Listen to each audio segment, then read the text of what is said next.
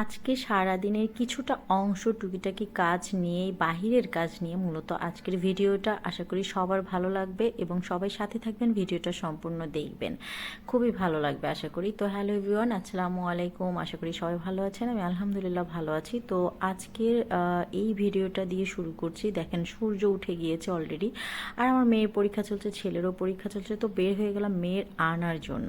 তো অ্যাকচুয়ালি আমাদের বাসা থেকে বের হওয়ার পরপরই কিন্তু আমরা রিক্সা পেয়ে যাই, যেহেতু আমরা প্রপারে থাকি। আর এই ফুল গাছটা কিন্তু অসম্ভব সুন্দর। এটা হচ্ছে আমার বাসার আমি চেনার লোকেশন, কারণ যারা হোম ডেলিভারি দিতে আসে কোনো পার্সেল, আমি কিন্তু সোজা এই ওয়েব ফাউন্ডেশন বলে আমাদের এই ফুল গাছের কথা বলে দিই। তো ওখানে এসে দাঁড়ালে আমি আমার পার্সেলটা নিয়ে যাই। তো দেখেন আবহাওয়াটাও যেমন রোদ ছিল আসলে এই দিনটা, এটা যেহেতু 3 দিন আগের ভিডিও, এদিন কিন্তু খুব গরমও ছিল আর হালকা হালকা বাতাসও ছিল। তো যাই হোক, আমার কিন্তু রিক্সায় চড়তে ভীষণ ভালো লাগে। আপনাদের কেমন লাগবে অবশ্যই সবাই জানাবেন। আর এই হচ্ছে আমি যেহেতু আপনাদের একটা টিপস দিয়ে দিই, এভাবে পাটা রিক্সায় চড়লে আটকে ধরবেন, তাহলে কিন্তু পড়ার সম্ভাবনা থাকে না। যেহেতু আমাদের শহরে কিন্তু সবাই এত জোরে রিক্সা চালায়, খুবই বাজে, মানে রাফ। আমার সানগ্লাসটা কেমন মূলত সবাই একটু জানাবেন। আর আমার সানগ্লাস কালেকশন করতে ভীষণ ভালো লাগে। আমি তো অনেক বড় লোক না, তবে আমি হাইয়েস্ট 10,000 টাকা সানগ্লাস পরেছি। 10,000 অ্যান্ড হচ্ছে তার নিচ থেকে নিচে যত আছে তার নিচেই, তো আমার অনেক ভালো লাগে। তো যাই হোক, আমি কোথাও গেলে একটা জিনিস করি, যেটা হচ্ছে আমার ভাড়াটা আমি সবসময়ের জন্য বের করে রেখে দিই।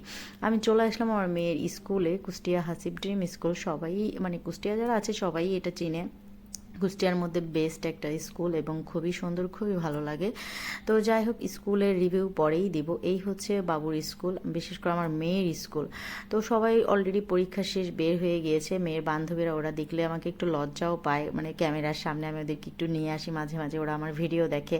আর অনেকেই কিন্তু পছন্দ করে, বিশেষ করে খুব ভালো লাগে যেটা হচ্ছে একদম স্কুলের ছোট ছোট পিচ্চিরা এসে যখন আমাকে বলে যে আন্টি আমি আপনার ভিডিও দেখি, আমার ভীষণ ভালো লাগে, আপনার ব্লগ দেখি আমার খুব ভালো লাগে, মানে এগুলো শুনতে কিন্তু অনেক ভালো লাগে। আর এই যে আমার দোস্ত, যে দুষ্টু একটা দোস্ত আছে না, আমার দোস্ত আমাকে পরশুদিন লোভ দেখিয়েছিল যে আমি হচ্ছে পাঙ্গাস মাছ মচমচে করে ভেজে ভাত খেয়েছি।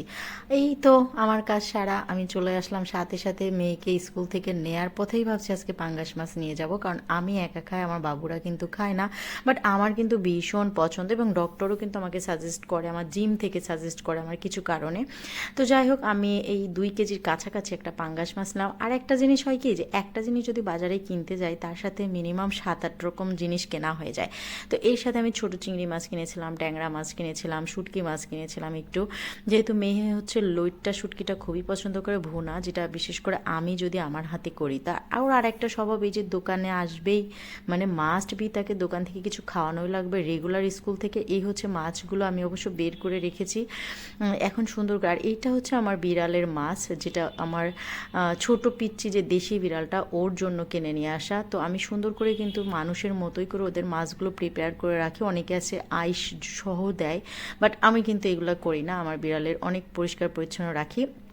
এটা হচ্ছে শুটকি মাছ। আমি যেহেতু মাছের প্রসেস করছিলাম, তো আমার মেয়ে এই ভিডিওটা করে বলছিলাম যে একটু দেখা, সেটা মিষ্টি কুমড়া ছিল। আর বাসায় তেজপাতা আসলে এটা অকেশনালি লাগে, মানে যখন আমি ভিডিও করি রান্নার ওই মুহূর্তে দিই, তাছাড়া তেজপাতা আমি ইউজ করি না। তারপর অনেকে আসে যখন চায়। আর এটা হচ্ছে মোস্ট প্রিয় আমার মেয়ের হচ্ছে আম, ও কিন্তু অনেক পছন্দ করে। বাট এই কাঁচা আমটা, মানে ওর টক খুব পছন্দ, বাট আমি একটুও খাই না।